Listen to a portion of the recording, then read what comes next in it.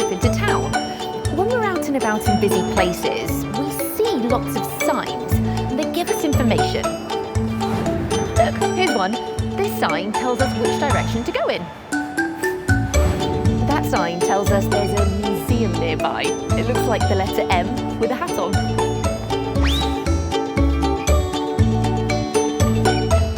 And then there are brightly coloured signs like this one. It's glowing really brightly, isn't it? It's called a neon light, and they glow to catch our attention. But do you know how the glass is made into different shapes? And how does a neon sign glow? Do you know how a neon sign's made? Let's find out. How is it made? Neon sign. To find out how a neon light is made, I've come here to a neon light workshop. Neon signs come in lots of different shapes and sizes. There are some that spell words, and some in the shape of animals, like this pink flamingo. Look at these dancing neon lights on the ceiling. Woo! To make neon signs, the workshop uses these glass tubes, and there are lots of them. They come in lots of colours. This one's blue, orange, yellow, and they're different widths, like this purple one that's a bit thicker. And that's because different glass tubes make different types of sign. Today, the workshop are using this glass tube, but it's really long and straight. I wonder what shape they're making today. Let's find out. Before the neon sign can be made, Sam designs it on a computer. Today, we're making a blue arrow. Once it's been designed, it's printed out. But how does an arrow printed on a piece of paper become a neon sign made of glass? Let's see what happens next. This is Tony, and he places the long glass tube on the printout of the arrow, and he marks it with a black crayon. Can you see the curves on the printed out arrow? To make the tube curved, Tony needs to heat up the glass with a big flame. You must never go near or touch a flame, but Tony is specially trained to use the flame safely so he can heat the glass so it will bend.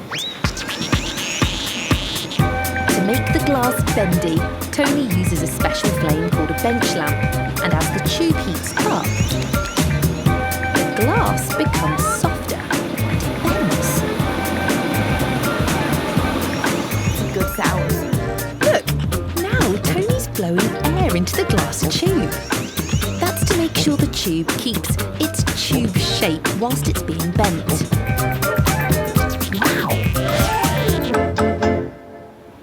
But now our arrow needs long curves, and for that we need a bigger flame. So we use this. It's called a ribbon lamp. But to find out how heat helps to bend the glass, I think we should use one of my special cameras. This is a thermal imaging camera, and it shows us how hot or cold things are. So let's switch it on and see what happens. At the moment, the glass tube is a purple colour, which means it's quite cool. But what do you think will happen when Tony puts it in the ribbon flame? Wow! As soon as Tony put the glass in the flame, it turned white. That means it's really, really hot. The flame that heats up the glass is so hot, it can reach 650 degrees Celsius. That's the same as lava coming out of a volcano. Tony's bending the glass carefully using his hands. And you can see that the ends that he's holding are cooler because they're still purple. We're nearly there.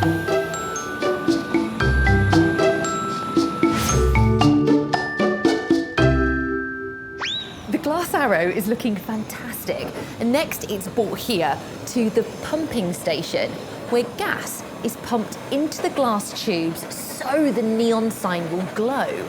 But to connect the arrow to the gas, we have to melt a little bit more glass. And the gas that this lamp uses is called argon. It's the argon that will make the neon sign glow brightly. But to do that, we also need electricity. In neon lights, electricity moves through the tube between these.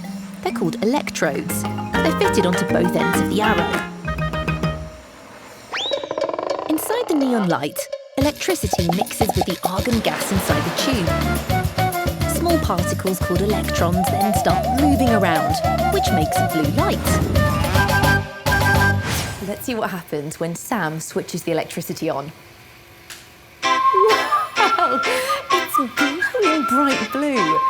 That's because the electricity gives the argon gas energy to move around and make light. And if it's switched off again, the electricity doesn't give the argon energy, so it stops making light. Back on again. There you go. How interesting was that? But before the sign is ready, it needs to be put inside a clear plastic box to make it nice and safe. And there you have it, a blue neon sign in the shape of an arrow. Doesn't it look brilliant? I loved finding out how neon signs are made. What was your favourite part? Do you remember the name of the gas that's used to make a neon light glow blue? That's right, it's argon gas. Did you hear the sound the bench lamp made when it was heating up the glass? It's a good sound. And did you see all the different colours on my special camera when the glass tube was being heated up? White means really hot, and purple is colder.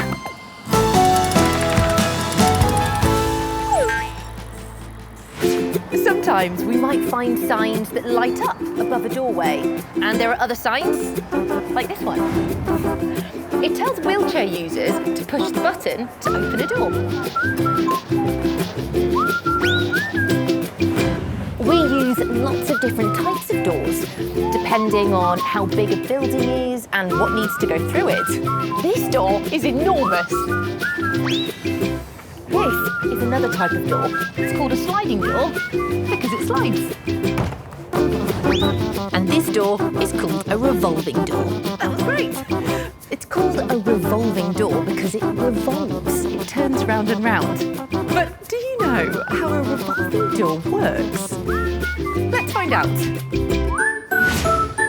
How does it work? Revolving door. To find out how revolving doors work, I've come here to a door workshop. Revolving doors are great because they let more than one person in and out at the same time. You must never play in revolving doors, but I've got special permission to look closely at this one to show you how it works. The outside of a revolving door is called the drum wall. And can you see that the drum wall is curved? It's a bit like the shape of a drum you might play. Inside, there are 3 panels made of glass called wings. 1, 2, 3. And they're made of glass so that anybody going through the door can see where they're going and will be able to spot anyone coming from the other side. Hello! The drum wall has 2 gaps in it. One on this side so people can go into the door, and one on this side so people can walk out. But how does the revolving door turn? The wings are fixed together in the middle to make the centre axle. And the centre axle and the wings together are called a carousel, because just like a carousel at a fair, they turn it round and round. This is a manual revolving door, which means we have to push the wings if we want to go through. But there are other types too. This is an automatic revolving door. Can you see it's moving all by itself without anyone pushing it? But how does an automatic revolving door turn round and round all by itself without being pushed? To find out, I think we need to take a closer look. At the top of the revolving door is a sensor, which gives out an infrared beam of light. When we walk towards it, the infrared light is broken by our body. This sends a signal to a computer, which sends a signal to 2 motors, switching them on. The motors make the wheels turn and they move along a circular track. This pulls the carousel round, and the doors turn round with it. revolving door turns 2 times and then stops when you reach the other side. That was really interesting, wasn't it? This is Matt, and Matt is a revolving door engineer, and he's taken the top panels off the door and is going to bring it to a stop so we can take a closer look with one of my special cameras. Thanks. The revolving door has 2 motors at the top, and I can see one of them just here. Wow, look at that. And the other one is on this side, all the way up there. And around the top of the revolving door, we have the track. Can you see it? It goes all the way around, and there's one of the wheels. But to see all of these parts moving for ourselves, Matt's given me special permission to use some more of my special cameras.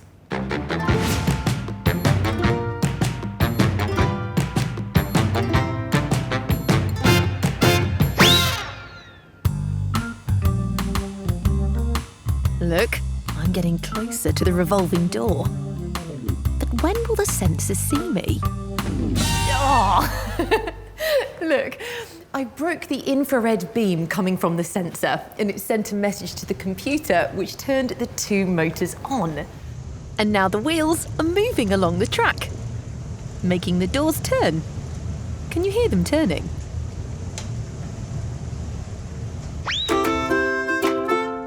This revolving door has a special button on it which slows the doors down for wheelchair users and pushchairs so they can go in and out safely. It moved a lot slower, didn't it? Isn't that great? The revolving door will turn around 2 times, and if nobody else breaks the infrared beam coming from the sensor, then the motors will switch off and the revolving doors will come to a stop. How brilliant is that? I loved finding out how revolving doors work. What was your favourite bit? Can you remember the name of the glass panels that rotate? That's right, they're called wings. Did you hear the sound the wheels made when the revolving door turned? And did you see the red light turn on my special camera when I walked up to the revolving door?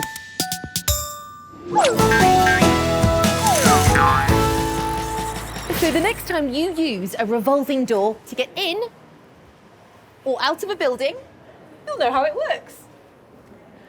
And the next time you see a neon sign, you'll know how the glass was bent and how the gas inside makes it glow.